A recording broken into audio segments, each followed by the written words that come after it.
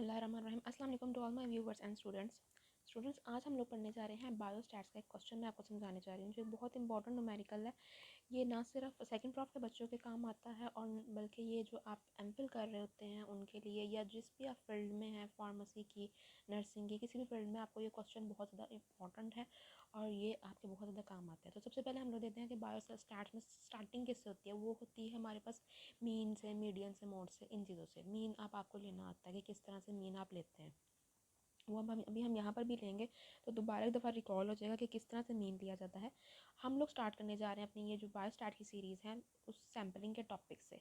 Sampling क्या होती है कि जब आप लोगों ने सैम्पलिंग क्यों किया जाता है कि जब आपने कोई टेस्ट करना हो, किसी चीज़ को एनालाइज करना हो तो आप लोग सैम्पल लेते हैं, ठीक है ना। किसी भी पॉपुलेशन में से आप सैम्पल लेते हैं क्योंकि पूरी पॉपुलेशन पे किसी भी ड्रग को अप्लाई करना या किसी भी ड्रग का सैम्पल लेना या किसी भी पैरामीटर को चेक करना कि एक पॉपुलेशन है उसकी हाइट कितनी है, तो आप सबको नहीं चेक करते, आप उसमें से एक सैम्पल सेलेक्ट करते हो। तो सैम्पल सिलेक्शन में जो है ना, सैम्पल सिलेक्शन के ज़रिए हम लोग आगे फर्दर पॉपुलेशन को एनालाइज करते हैं कि सैम्पल अगर ऐसा है तो पॉपुलेशन जो है वो, क्योंकि वो सैम्पल पॉपुलेशन से लिया गया होता है, तो इस वजह से हम लोग क्या पढ़ने जा रहे हैं सैम्पलिंग। अब सैम्पलिंग के हमारे पास दो टाइप्स आ जाती हैं, सैम्पलिंग विद रिप्लेसमेंट और sampling without replacement. Sampling with replacement ये होती है कि जब हम लोगों ने सैम्पल लिया एक फिनिट पॉपुलेशन से, जैसे एक पर्टिकुलर नंबर ऑफ पॉपुलेशन थी, जैसे फॉर एग्जाम्पल 30,000 थे या 50,000 थे पॉपुलेशन के मेंबर, ठीक है। अब इन सबको आपको एनालाइज करना मुश्किल है तो आप लोग सैम्पल उठाओगे। अब एक फिनिट पॉपुलेशन थी, हमें पता है कि ये फिनिट नंबर ऑफ पॉपुलेशन है, ये तो नहीं ना कि ये इनफिनिट है कि लातादाद लोग हैं, हमें पता नहीं है। हम लोग सैम्पलिंग विद रिप्लेसमेंट में हमारे पास जो क्राइटेरियाज हैं वो नंबर 1 ये है कि हमारी फिनिट पॉपुलेशन होती है, हम लोग उसमें सैंपल ड्रॉन करते हैं और फिर हम लोग सैंपल को रिटर्न कर देते हैं वापस पॉपुलेशन में, इससे पहले कि हम दूसरा सैंपल लें, यानी दूसरा सैंपल लेने से पहले हम पहला वाला सैंपल पॉपुलेशन में वापस भेज देते हैं, ठीक है। और इस वजह से चांसेस होते हैं कि वो जो हमने सैंपल पहले लिया था, फॉर एग्जांपल जैसे हमने एक particular person name as Ali, हमने अली को पहले सिलेक्ट किया एज अपने सैंपल में, ठीक है, फिर हमने अली को दोबारा वापस भेज दिया है उसमें पॉपुलेशन में। अब हम दूसरा सैंपल लेने लगे हैं तो चांसेस हैं कि वो पर्सन जो है, वो अली नाम का जो पर्सन है जिसको हमने एग्जांपल में लिया, वो दोबारा सिलेक्ट हो जाए, ठीक है। तो ये चांसेस होते हैं, इसको कहते हैं सैम्पलिंग विद रिप्लेसमेंट, ठीक है। अब हम लोग के पास आ जाती है यहाँ पर हम लोगों ने एक सैंपल दिया। मैं एक छोटा सा एक न्यूमेरिकल जो ऑलरेडी सॉल्व न्यूमेरिकल, आप चाहे तो उसका स्क्रीनशॉट भी ले सकते हो। एक सॉल्व न्यूमेरिकल है जिसको मैंने टाइम बचाने के लिए पहले सॉल्व किया, लेकिन मैं आपको सारा समझा देती हूँ। हमारे पास जो सैंपल है, हमारे पास जो पॉपुलेशन है, हमारे पास पॉपुलेशन है 2468 की, ठीक है।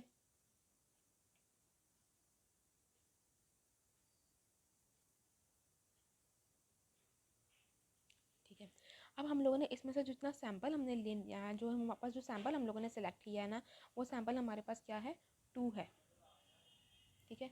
सैंपल हम लोगों ने, यानी कि हमारे पास पॉपुलेशन क्या थी, 2468 थी पॉपुलेशन, इसमें से सैंपल हमने सेलेक्ट किया 2।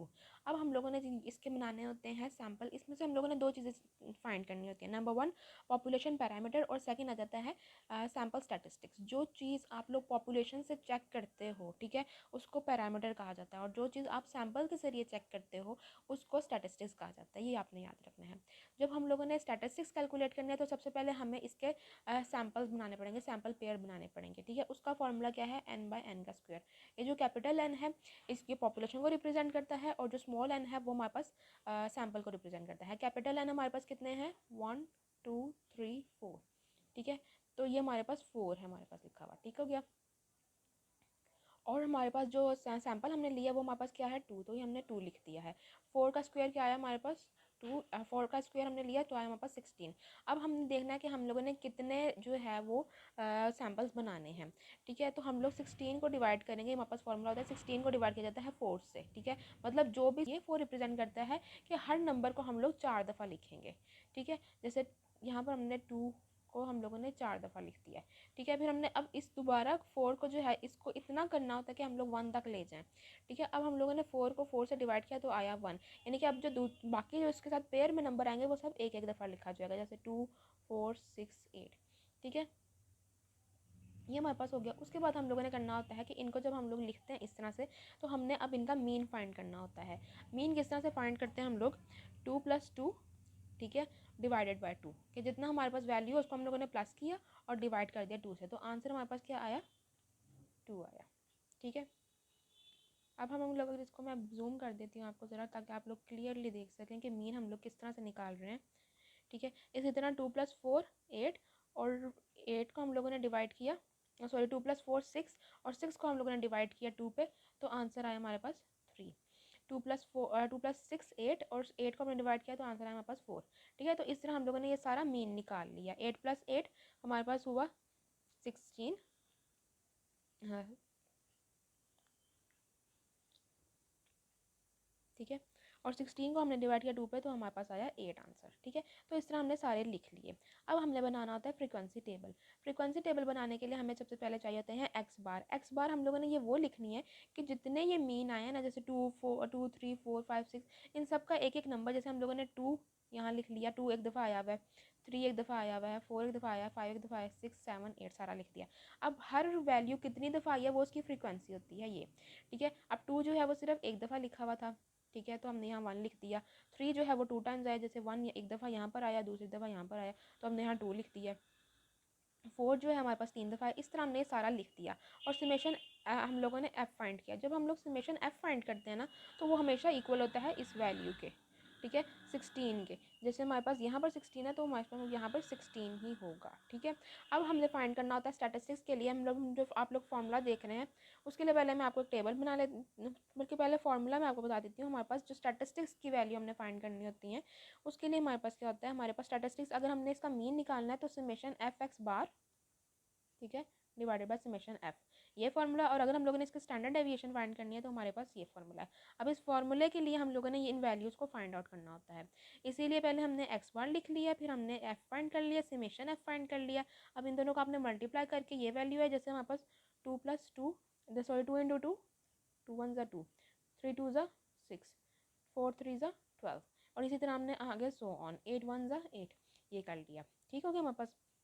उसके बाद जो नेक्स्ट स्टेप है हमारे पास, वो ये है कि एक्स बार लेना है। एक्स बार का हमने स्क्वायर लेना है। जैसे 2 का स्क्वायर क्या आया हमारे पास 4, 3 का स्क्वायर आया हमारे पास 9। ठीक है, इस तरह हम लोगों ने इसका स्क्वायर ले लिया, और फिर दोबारा से अब इसको और इसको मल्टीप्लाई करके हमारे पास ये आंसर आने, ये हमने निकालना है। ठीक है, तो हमारे पास क्या वैल्यू निकलेंगी, हमारे पास समेशन एफ निकल गया, समेशन एफ एक्स बार निकल आया, और समेशन एफ एक्स का स्क्वायर निकल आया। ठीक है, अब आप लोगों ने सिंपली, जब हम लोगों ने मीन निकालना है, तो हमारे पास समेशन एफ एक्स बार क्या आया हुआ है, एफ एक्स बार आया हुआ है हमारे पास 80, और समेशन एफ क्या है हमारे पास 16। 80/16 किया, 5 आंसर आ गया। दूसरी तरफ हम लोगों ने इसमें वैल्यूज पुट की, 440, इसमें हमारे पास क्या आया था, समेशन एफ एक्स बार क्या आया था, F x summation F x square क्या आया था 440।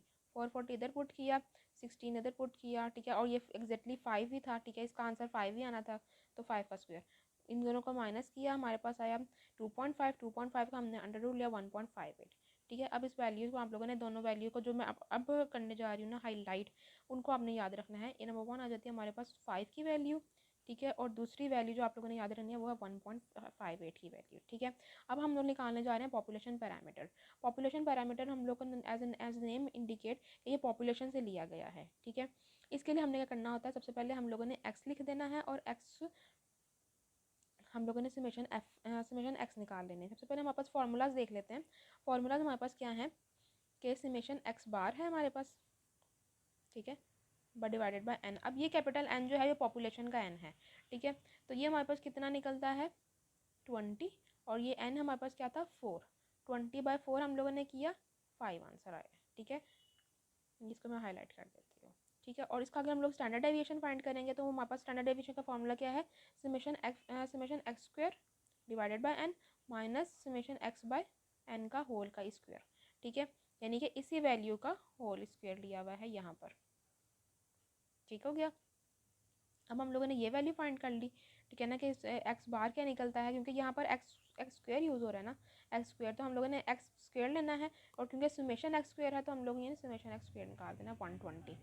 ठीक हो गया, अब हम लोगों ने इसमें वैल्यूज़ पुट करनी है, और हमारे पास आंसर क्या है 2.23। ठीक है, अब हम लोगों ने करनी होती है वेरिफिकेशन। यहाँ से अब आपको क्या होगा कि आपको इंश्योरिटी हो जाएगी कि आपका आंसर सही आया कि नहीं। इसके हमारे पास ये 2 फार्मूलाज हैं। नंबर 1 कि आप लोगों ने जो पॉपुलेशन मीन है, वो जो पॉपुलेशन पैरामीटर का जो मीन है वो बराबर हो सैम्पल स्टैटिस्टिक्स के मीन के। तो अगर हम लोग देखें तो दोनों का क्या 5 नहीं आया हुआ, इसका भी 5 है और इसका भी 5 है, as the as I highlighted कि ये देखें ये 5 है, ठीक है, और दूसरा 5 कौन सा है, ये वाला 5 है, ठीक हो गया। और दूसरी बात हमारे पास दूसरा फार्मूला क्या है कि standard error is equal to जो हमारे पास स्टैंडर्ड डेविएशन है ऑफ द स्टैटिस्टिक्स के इस तरह एक्स बार लगता है उसके ऊपर, ठीक है। स्टैटिस्टिक्स के जो फॉर्म वही होती हैं, जो उसके स्टैटिस्टिक्स के जो होंगी सैम्पल स्टैटिस्टिक्स जो होती हैं वो हमारे पास क्या होती है, एक्स बार से रिप्रेजेंट की जाती है, ठीक हो गया। तो अब ये क्या किसके बराबर होगा, सिग्मा सिग्मा के बराबर होगा divided by under root n के बराबर। ये एन जो है अब ये स्मॉल एन है जो कि हमारे पास बराबर था 2 के। अच्छा, अब ये हमारे पास सिग्मा कहाँ से आया है, ठीक है, ये हमारे पास ये है, ठीक है, 1.58। आप लोगों ने 1.58 जो है वो बराबर होना चाहिए, ये सॉरी ये जो स्टैंडर्ड डेविएशन एक्स बार है ना, ठीक है, ये 1.58 निकली हुई है। इसको आप लोगों ने ये जो सिग्मा है ये हमारे पास ये है 2.23 जो हमारे पास सैम्पल पैरामीटर है, ठीक है। सैम्पल पैरामीटर का हम लोग फार्मूला सॉल्व किया 2.23 आया, ठीक है। अब 1.58 के बराबर हम लोगों ने इस वैल्यू को लाना है, इनके sigma divided by under root small n. ये स्मॉल एन क्या है हमारे पास, सैम्पल है 2 जो हमने ऊपर लिया था। 2.23 को आप इससे डिवाइड करेंगे, सॉरी पहले हम लोग अंडर रूट लेंगे 2 का, ठीक है, 1.41 आ जाएगा, फिर 2.23 से डिवाइड करेंगे तो हमारे पास 1.58 आ जाएगा, ठीक है।